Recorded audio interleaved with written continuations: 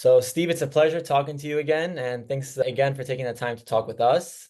So excited to kick off this new segment. And we're going to be calling it Investor One-on-One, where we talk to real estate investors from all over the country. Here we're doing this to dive into what real estate really means to each investor, their personal journeys, their tips and strategies that have been working for them, and how they're making an impact in this industry that we all love. And the idea of this is really, really simple. It's to share stories and lessons that can inspire more people to grow, take action, and create a bigger impact through real estate. And Awesome. Well, thank you for having me. I know you do a lot of these cool things as well. And I know you have like this challenge that you're trying to do. So one of my questions is about that. So I'm really excited to hear your Sure. answer about it. Yeah, whether you're an investor following us or working with us, either starting out or looking to level up, there's something valuable here for everyone. So Steve, let's start with your journey. What first got you interested in real estate? And how did you go from starting out to building such a successful career with Real Estate Disruptors and everything else you're involved in today? Well, I think my journey into real estate is much similar, very similar to many other people that are closer to my age, which is we read Rich Dad Poor Dad, and after reading that book, you realize there's a whole nother way that the whole regimen of going to school, getting good grades, to get a good job, and work until you're 55, 65, whatever, to retire, right? Like that's not the only path. And so once I opened my eyes to that, we started buying properties.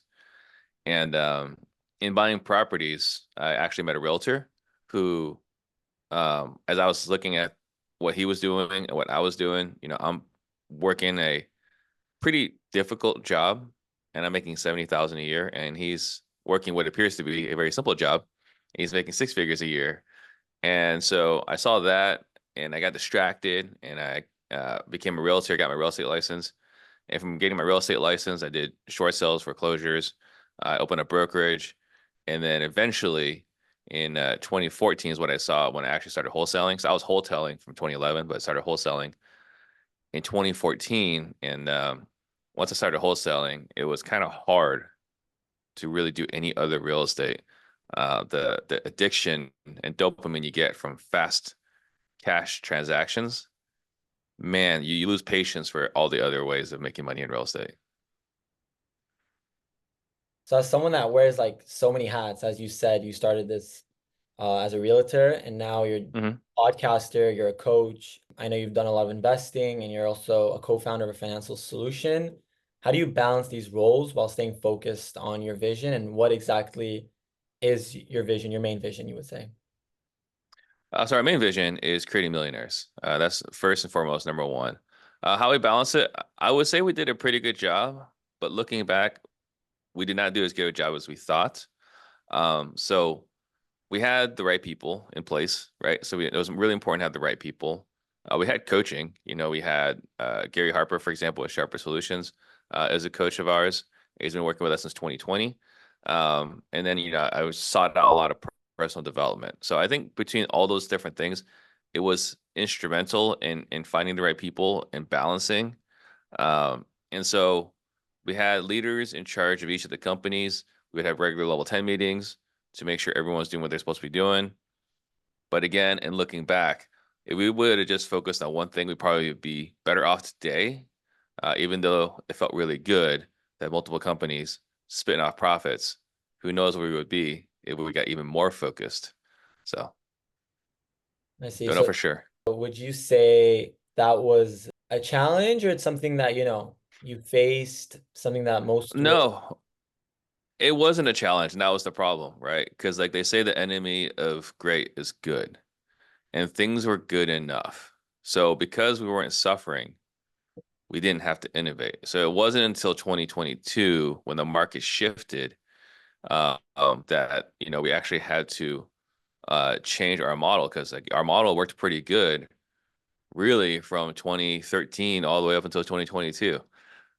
But once things got difficult and we had to shift and focus and really grind to right the ship, if we would have done what we've done in the last 12 months, all that time before, I think we'd be in a remarkably better place. But at the same time, we wouldn't have learned those lessons, so we wouldn't be as disciplined as we've been in the last 12 months. Thank you for that. A lot of people that are going to be watching this are, people who've been investing for a while, but we also have a lot of Hmm. newbies. So for aspiring real estate investors, what would you say are like top three traits or skills that they should develop to succeed from your experience? And what are three trends to look out for in 2025? I had an investor last week I was interviewing that says he knows people are closing like millions through FaceTime Mhm. and in today's age, which is crazy. So, Yeah.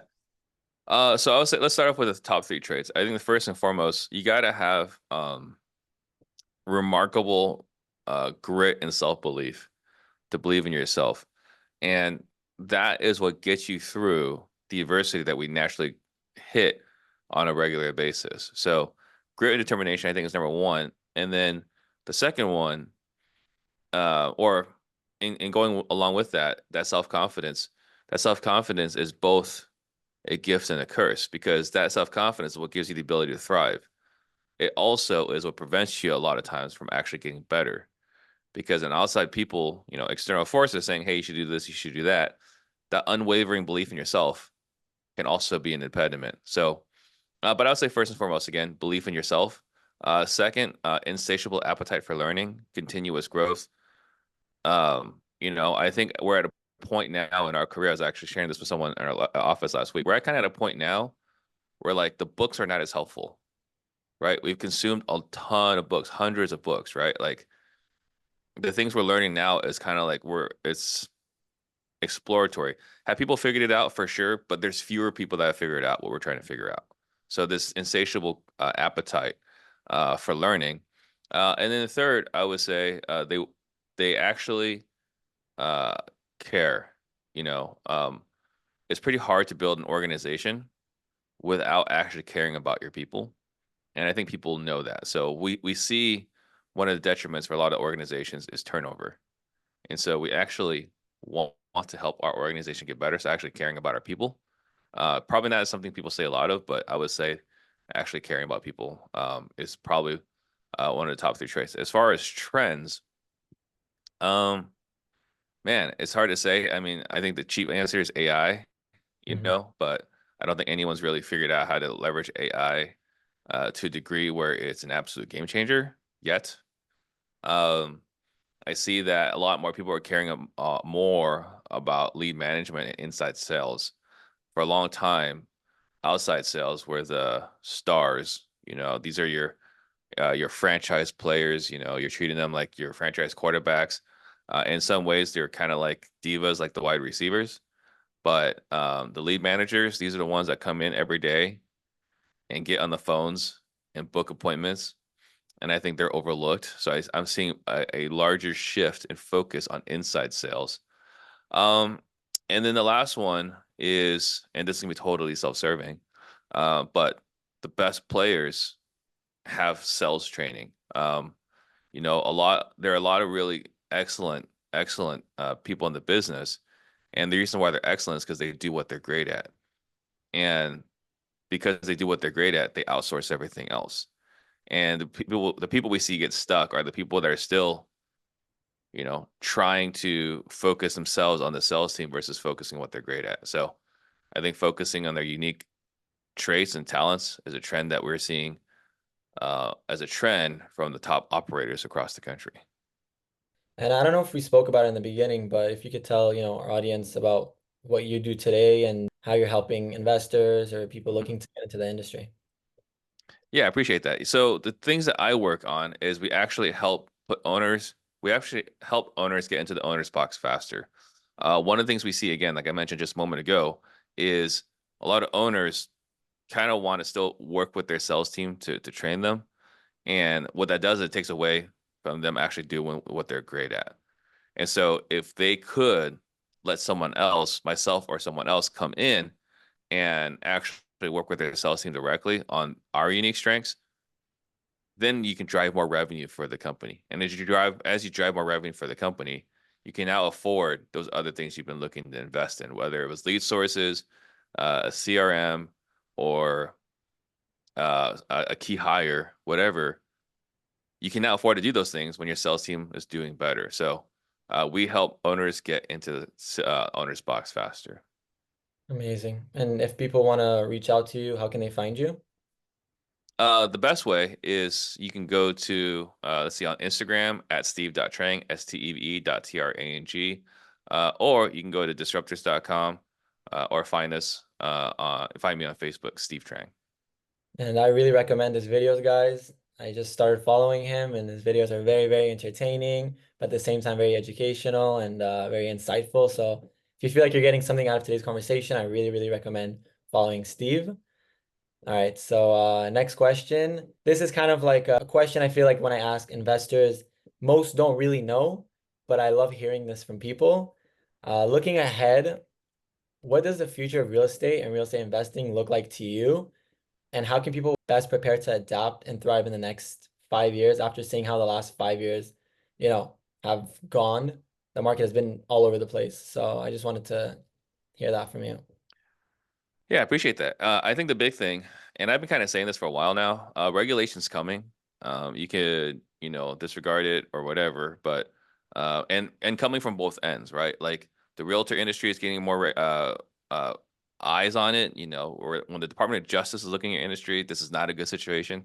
So I think the realtors are getting squeezed, their commissions are getting squeezed, and likewise, there's more and more regulations coming. Whether from the departments of real estate or some other, departments, regulations are coming. And I kind of see realtors getting squeezed on this side, wholesalers getting squeezed on this side, and you're gonna have to find a solution. And I think the solution really comes down to instead of trying to buy their house for cash, which is really how we make the money, on top of that is finding other ways, having maybe a flat fee realtor service, offering installment method, novations, right? Listing things on the MLS, um, getting access to more capital so you can take more properties down. I think that the trends are regulations coming, and you better have the tools at your disposal so that you can get out of the property without causing, any headaches for yourself. But the great thing is, for the people that are, able to pivot and innovate, is that you have a competitive advantage. Because as much as regulation sucks and we all hate it, the reality is, as a regulation comes in, it actually makes it harder for your competition to come in. So you will have a competitive advantage because more of your colleagues will leave, and there will be fewer coming in. And so as a result, you'll actually make more money, but only if you can pivot effectively. That's a great answer. And your answer kind of led to my next question of what strategies are working in this market. So you Mhm. kind of answered that in a sense. In your opinion, how are investors getting financing today? Like me, mostly. So they're getting financing through, obviously, it's the same as always, one or two methods, hard money and private money. Hard money has gotten ridiculously cost effective. At least it is today. We'll see if things change when it becomes a tighter market. But today, their terms really aren't entirely unreasonable with going hard money. But private money is the best still. We look at the best operators. They do three things. They're always looking for properties, they're always looking for money, and they're always looking for people. So as long as you're always looking for those three things, you're gonna be fine in whatever market you're in. And what advice would you give to someone struggling with fear or uncertainty about starting their real estate journey? And what's the best way to start? Man, if you're dealing with fear, that's the hardest thing. The biggest thing that limits success we see over and over again is the stuff that's between our ears. And so if you want to get better, you have to figure out how to undo that. One of the easiest ways to get started is actually being in a mastermind or being in a tribe where you see other people having success. If you see other people having success, it helps reduce that fear. The challenge I've seen as we've gone, to different levels is you have to continually retrain your brain to hit that next level, because the things that are harming you is not more information. Information is readily available. You join any mastermind, you can find the information. It's the limiting beliefs that you have. That's what you have to undo. So that's the hardest thing. But again, the quickest way to undo that is to be surrounded by other people having the success that you want to achieve, but that can only do so much. And then what was the second question? Oh, for how to get started. Mhm. It's the same thing. It's just being around people that are doing what you want to do. Having a tribe. I'm in multiple masterminds. Collective Genius is my favorite mastermind for real estate, and another one for marketing. The being in the masterminds really helps you see the path quicker um, without having to skin your knee, get the bumps and bruises. You can reduce the trial and error phase as you're growing your business. So you're currently based in Arizona, right? Of course. I mean, I think that's like a requirement if you're going to be a guru. So I'm based in Florida, which is also a great, great market, and a lot of gurus also come from Florida. Yeah. And these markets are not what they were years ago. They're flying these days. Hmm. So I was kind of looking up real estate market in Arizona, and I saw that in October 2024, which is like, a month ago, home prices in Arizona were up 1.8% compared to last year. And again, it's much higher than that if you look, farther.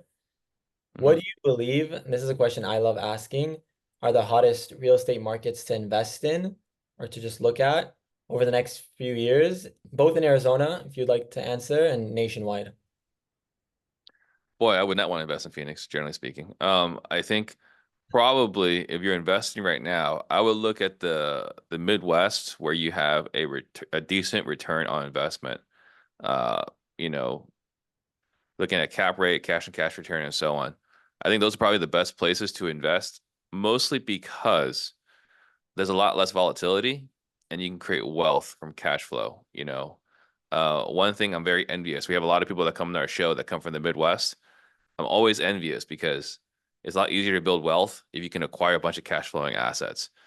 Phoenix, cash and cash return is not the best, right? So there are other ways to do it. You can do sub two and so on. But all in all, to build a really healthy portfolio, Midwest is where it's at. So again, a little bit of envy. Sometimes I do wish I lived in somewhere like Kansas City, St. Louis, Oklahoma City, something like that, where you can just hoard a bunch of cash flowing assets. Yeah, I've been hearing a lot about the Midwest lately, and I also think it's kind of the future of the US at least. Okay, so we're getting to our last two questions, and I feel like this is a question that I've been wanting to ask you since following you on social media. So, first of all, what inspired you to start the Real Estate Disruptors podcast? As we can see your shirt, you have the logo and everything. Yeah. And how has your mission to create 100 millionaires evolved since its inception? I love that. I love people who, try to do crazy things like that. And I Hmm. believe that you're going to do that. So I really want to hear, your answer about this. Yeah. So um, I went to an event. It was Dean Graciosa's event, The Edge. This is back in 2018. And on stage, Brandon Burchard was on stage. He was talking about, sharing your story. And in listening to that, I had just come from a funeral. My grandmother had just passed. She had turned 100 years earlier that year. And I still remember when we were celebrating, her 100th birthday, she was there surrounded by all her kids and grandkids and some great grandkids. And here's a woman who was a single mother because my grandfather passed when my dad was 8 years old. So my grandmother was a single mother and she was able to create this wonderful legacy where all her grandkids came to America in one way or another, right? Whether they were born here or came here as immigrants, and went to college and got degrees, right? Like you talk about a legacy for a woman who was not very well educated, right? I mean, she grew up in a farm. And so you see that, and you got, Brandon Burchard saying, you got to share your story. And that turned into like, well, let's start a podcast. Let's share a story. Let's, uh, you know, share with the world, things that we've learned in business. And then going back to the next thing of creating millionaires, one of the things that's so impactful to me. And, it seems like it's less controversial today than it was a few years ago. But, my grandparents on both sides lost everything to communism. And then they lost it in China and they fled to Vietnam and they lost it again to communism in Vietnam, right? And so my parents fled Vietnam. I was born in a refugee camp in Italy before we got over here. And so I'm very anti-communist, very, very pro-capitalist, pro-entrepreneurship. And I think the best way to continue to spread capitalism, the love of capitalism, is to create millionaires, right? Because when you create millionaires, it's not just one person successful, it's everyone in their company benefits too, right? Like their employees benefit, their employees' families benefit. And so we can create this ripple effect. So creating millionaires for me is about changing legacy and changing, impacting a lot of lives. Wow. I love hearing inspiring stories like that, especially because my dad was born in Georgia, the country, under Hmm. Soviet times. So he fled there as Yeah, well, and he came to the States, and he actually came to Florida. And I remember as a kid going home to home with him to clean people's carpets. So, yeah, once you see this kind of perspective, and then you see what the American, dream can get you to, it's right. such a good feeling, for immigrants and for people living there. So that's a beautiful story. Exactly. And thank you for sharing that. To get to our last question, this is kind of like on your end, what's one piece of advice you would want to share to the world of investors? And anything else you would like to say?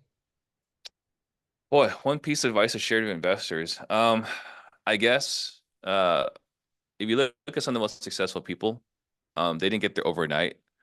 We all want success overnight. We want it instantaneously, and we go through miserable times, and it sucks hard when things are difficult. But what you hear over and over again, one of my favorite questions I ask on our show is, tell me about your most memorable failure, right? Everyone that's got massive success has also experienced massive failure. They went through miserable times, and they all wouldn't change a thing, right? Because without that failure, they wouldn't have attained the success that they have.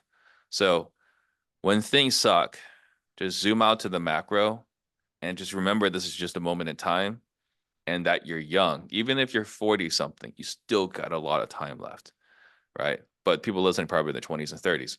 So if you just look at it, this is just a moment in time and that you will find your success. It's not a matter of if you'll find success, it's a matter of when you'll find success. So long as you put your head down, get better, ask questions, surround yourself with the right people. There's nothing that can stop you unless you stop yourself. Amazing answer.